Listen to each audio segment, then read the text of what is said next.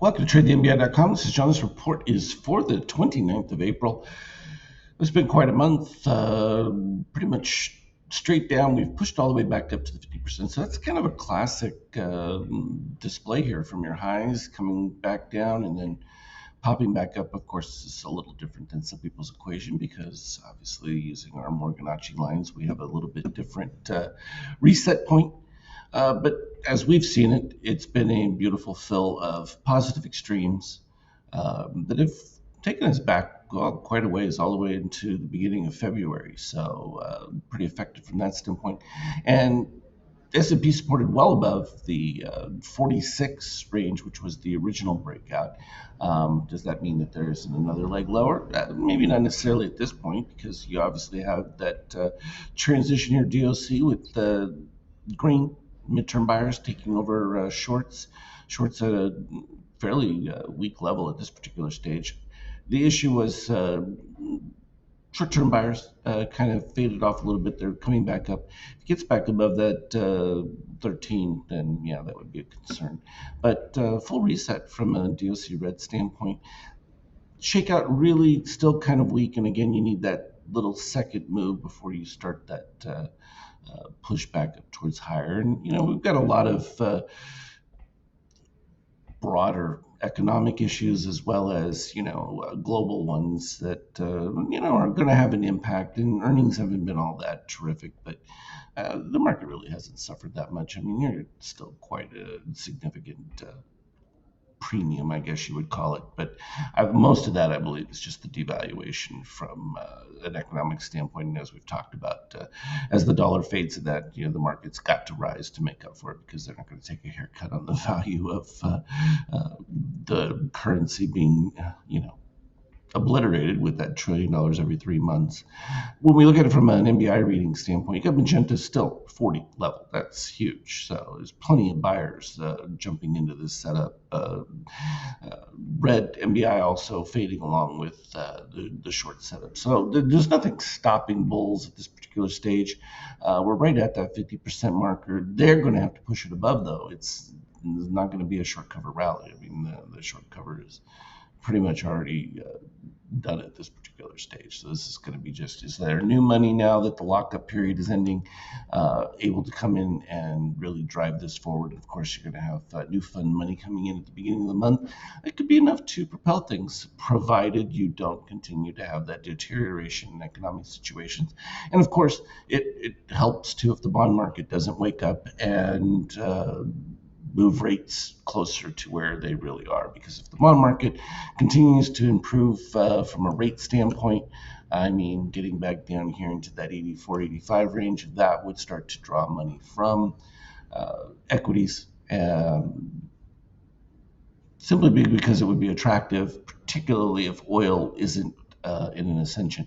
The problem is your CPI numbers and that are still going to keep rising, because they're going to absorb all this move in oil over the last month and a half, and it's going to start reflecting itself in the coming months. And there isn't going to be any relief from a reading standpoint there.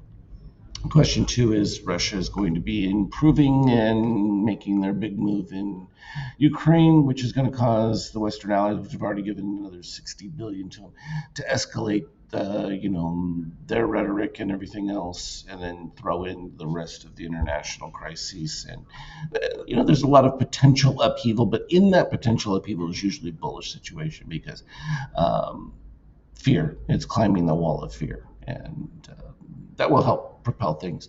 Euro still caught in between, because again, they're talking about wanting to ease. They really can't ease. Their inflation is rising, but they have growth.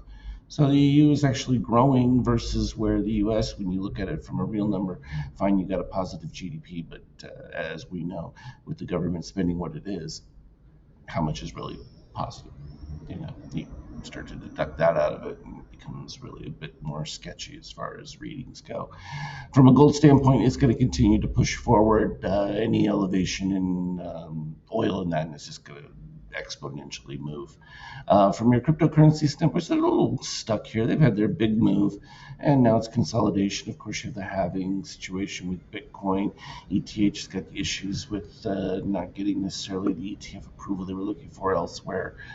That's a bunch of nonsense. At the end of the day, it's a place to alternatively park money, and if the asset class of investors really believe that the market is where there's still returns to be had, that's where it's going to go. And your side hedges, whether it's gold or cryptos, become secondary elements. So you can see from originally the breakout of that 23% with the magenta rising above there, and then once it got over 50%, boom, we're at the 100. And as long as you don't break below, even on this 50K, the 76%, it still continues to be bullish. You can see that was a strong move from the shakeout gold. Started to rise even before we broke that 50% threshold there, and gold rising, always a clean indication. And now it's a pretty premium level. You can see the last time it reached these levels and then faded off, you ended up with pretty close to 100% return on that. From our standpoint, the positive extremes begin with the original breakout move, right around that 50, 80 range. It's not that far away. So, all in all, pretty reasonable stuff. The long trade closed out fairly decent within there. Where was that original? The buy was at 50.70 and went to 51.14. So nice move. From an intraday standpoint, you can see it was early on. There was just a little bit of softness, and then from there it was just buying all the way through, and then they had to fill back in a little bit at the end of the day. But here we are in post-market, and things are okay. I wouldn't call them anything special. It's just the normal back and forth looking for stops to try and fill. So that's where things are going to go. You can look for new indicators to be coming out so that we're ready to go for May. I think it's going to be another exciting one. I think May has the potential for being even more volatile than April was, because I think that you're going to see a lot of things starting to come to a head, and beginning of election stuff is going to start to creep its way forward. So always interesting. As always, though, trade well and look for me on the Skype chat.